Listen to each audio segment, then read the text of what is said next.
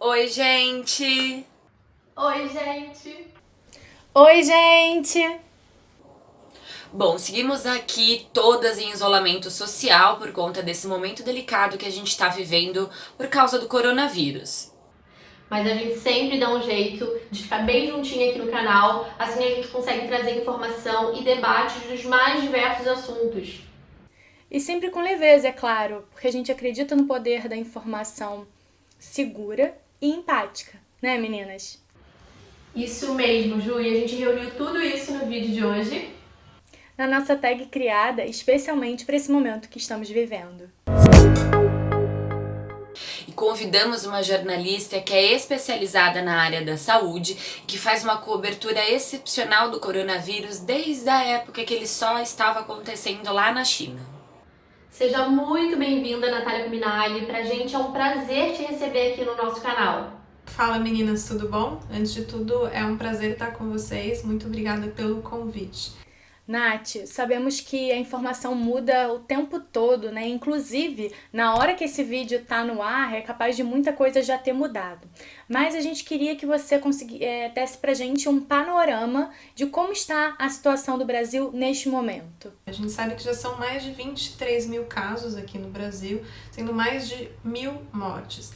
Dá para dizer que esse é o retrato real do que está acontecendo aqui no país? Não dá para a gente dizer isso. A gente tem um cenário também de subnotificação, reconhecido inclusive pelo Ministério da Saúde. Por que a gente tem essa subnotificação? Porque falta testes. Porque a gente tem uma fila também muito grande de testes represados, ou seja, tem muita gente que fez teste entre os pacientes graves ou pacientes não tão graves que já fizeram teste e que não tiveram essa resposta. Então, é um cenário difícil da gente mensurar exatamente o que está acontecendo no Brasil, pode ser muito maior do que o que a gente sabe, mas os números oficiais são esses, são 23 mil casos, né, mais de 23 mil e mais de 1.000 mortes. A gente tem algumas capitais que estão mais em risco, entre elas São Paulo e Rio de Janeiro, tem também Fortaleza e Distrito Federal e Manaus. Manaus, inclusive, está beirando o colapso do sistema e hoje, inclusive, o Ministério da Saúde diz que vai enviar médicos e enfermeiros para lá. E essa subnotificação realmente dificulta muito que as autoridades estabeleçam a dimensão real dessa situação. Isso acaba atrapalhando a capacidade de procurar soluções para resolver esses problemas. É verdade, Ju, seria ótimo que a gente pudesse testar toda a população, mas na verdade esse é um grande problema e não é somente no Brasil. Em muitos lugares é muito difícil você testar toda a população. Bom, e pra gente que é paciente oncológico, acaba sendo interessante saber como que essa situação do corona impacta não só nos hospitais, mas nos pacientes com câncer e com outras doenças crônicas que exigem um tratamento imediato. Essa é uma pergunta bem interessante. O que acontece é que desde que surgiu o coronavírus, existe essa discussão, né? Será que o coronavírus não recebe mais atenção do que outras doenças? Mais atenção do que o câncer, mais atenção do que as doenças cardiovasculares, mais atenção até do que a dengue, que também está em epidemia no Brasil? E de fato sim, o coronavírus ele recebe mais atenção e ele também impacta no sistema de saúde como as outras doenças. A diferença do coronavírus é que ele se impôs ao sistema com um índice de infecção e de necessidade de uso do sistema muito alto e muito rápido. O que a gente viu acontecendo em outros países, né, antes do coronavírus chegar no Brasil, é ele sobrecarregar de fato o sistema de saúde daqueles países, porque ele acabou pegando muitos idosos, os idosos precisavam de UTI, precisavam de respiradores, então exigia uma infraestrutura do sistema.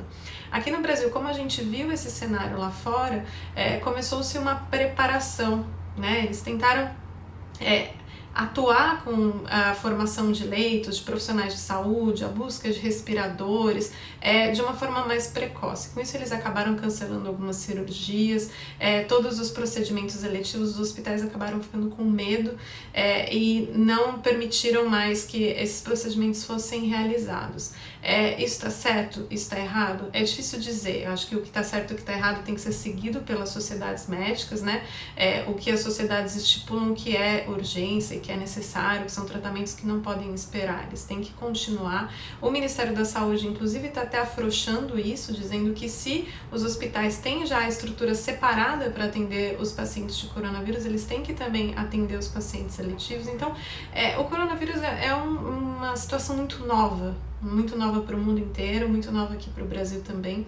Então, no fundo, ele acaba impactando na vida das pessoas de várias formas, mas nessa estrutura hospitalar, ninguém sabe exatamente qual que vai ser o tamanho dele. Então, o governo está construindo hospital campanha para ter mais leito para atender as pessoas, os hospitais estão reservando os leitos para quando começar a chegar as pessoas, e daí os pacientes de outras doenças acabam sendo prejudicados. Mas afinal, o que vai acontecer depois disso, a gente não sabe. Acho que no fundo acaba sendo melhor se preparar do que deixar a coisa acontecer e não ter leito para todo mundo. É mesmo. A gente não tem muito bem como saber o que vai acontecer, independente de quem esteja encabeçando o setor da saúde, porque é uma situação nova para todo mundo, assim, para mim, para você e até para as autoridades. E à medida que os hospitais, que a sociedade médica for entendendo toda essa situação, vão tomar medidas, com certeza, para atender todas as demandas. E Natália, conta pra gente como andam as pesquisas, né? Sejam para controlar o vírus ou para imunizar, ou tratar aqueles que já foram infectados. As pesquisas científicas em relação ao Covid-19 são muitas realizadas o tempo todo. Quase todos os dias a gente vê novas publicações nos periódicos científicos do mundo inteiro. Então, todos os cientistas debruçados em busca de uma solução. Tem vários remédios sendo pesquisados, vocês já devem ter ouvido falar da cloroquina e da hidroxicloroquina, que é uma medida de tratamento que está sendo pesquisada por vários hospitais. Hoje em dia ela pode ser utilizada por alguns hospitais que estão com um protocolo de pesquisa em pacientes moderados a graves. A ideia é que, em tese, ela poderia ajudar esses pacientes a não complicar, mas a gente ainda não tem evidência disso, então a gente está esperando essa evidência.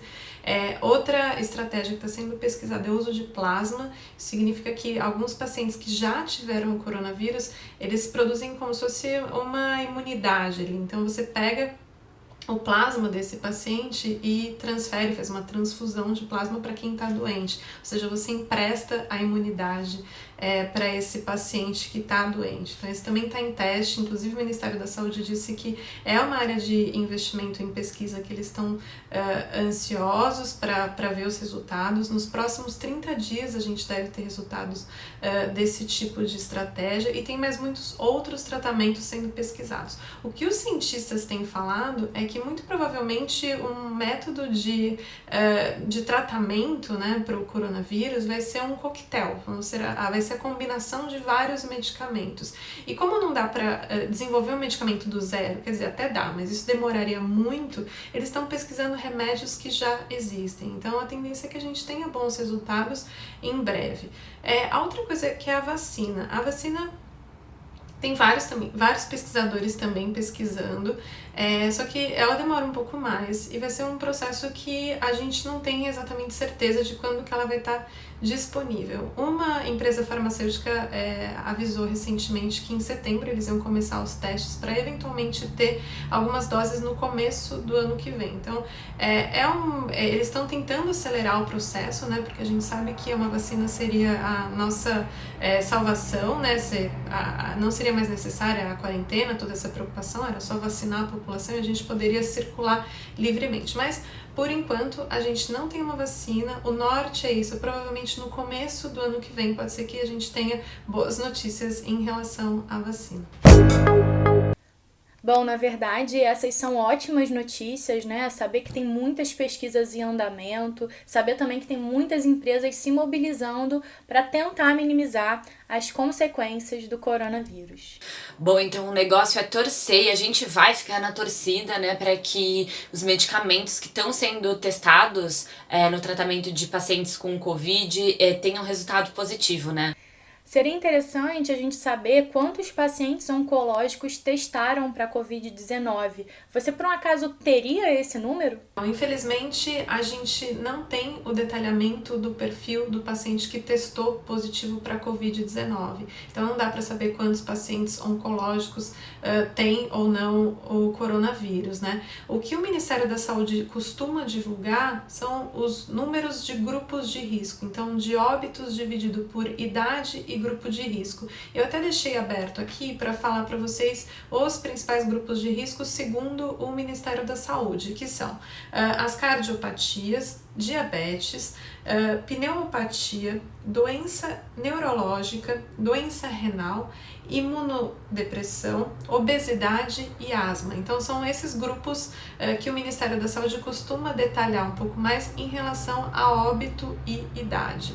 É verdade, faz super sentido que o Ministério da Saúde apenas passe maiores detalhes em relação aos números dos pacientes que têm, né, as comorbidades que pertencem ao grupo de risco.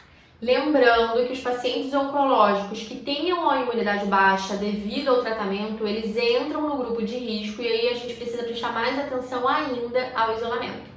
E Nath, você que acompanha, né, o assunto do corona desde a época que a gente só viu os casos lá na China, eu queria que você falasse um pouco sobre a sua opinião da realidade que a gente está vivendo agora aqui no Brasil. As coisas ainda estão acontecendo, a gente não consegue ter certeza absoluta, né, dos próximos passos, de quando tudo isso vai acabar.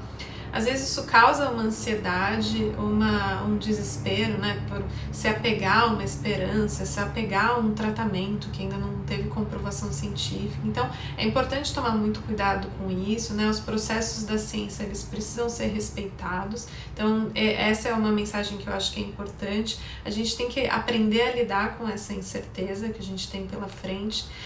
A boa notícia é que a gente tem visto isso já em outros países e a curva ela sobe, depois ela baixa. A China ela está começando a voltar à vida normal, entre aspas, ali, meio fora da quarentena, com todos os cuidados necessários. É uma nova realidade que se impõe. A gente está num país que tem o SUS e isso na verdade é uma vantagem. No fim das contas, muita gente vai conseguir ser tratada, ao contrário de outros países que não têm essa infraestrutura. Então, o que a gente pode fazer hoje em dia é a nossa parte que é ficar em casa, que é se proteger, para proteger as outras pessoas que a gente gosta, ou seguir todas aquelas recomendações básicas do Ministério da Saúde, que as pessoas estão cansadas de ouvir, mas nunca é demais, que é lavar bem as mãos. Agora o Ministério da Saúde indica o uso de máscara quando precisar sair para a rua, então vai ao mercado, precisa usar máscara. Tudo isso funciona como uma barreira mecânica, né, que eles dizem, contra o vírus, né, então você evita de espalhar o vírus quando você usa a máscara. Então, assim, são novos comportamentos que a gente vai precisar incorporar à nossa rotina. É uma realidade, pode ser passageira, pode ser que demore um pouco mais, mas o mais importante é a gente pensar que a ciência está se debruçando, os cientistas eles estão estudando todos os dias para encontrar uma solução para isso. É isso, realmente é uma realidade muito difícil, mas a gente acredita que tem muitos cientistas, muitos intelectuais somando esforços em prol de uma causa só. Falou tudo, amiga. Bom, Nath, muito obrigada. Quanta informação boa você trouxe aqui pra gente. Bom, e a gente espera que vocês também tenham gostado. E quem tiver dúvidas sobre esse assunto e quiser conversar com a Nath, é só entrar no Insta dela que a gente tá deixando aqui. E a gente fica por aqui. Se você gostou desse vídeo, deixe seu joinha, aproveite para se inscrever no canal e beijo!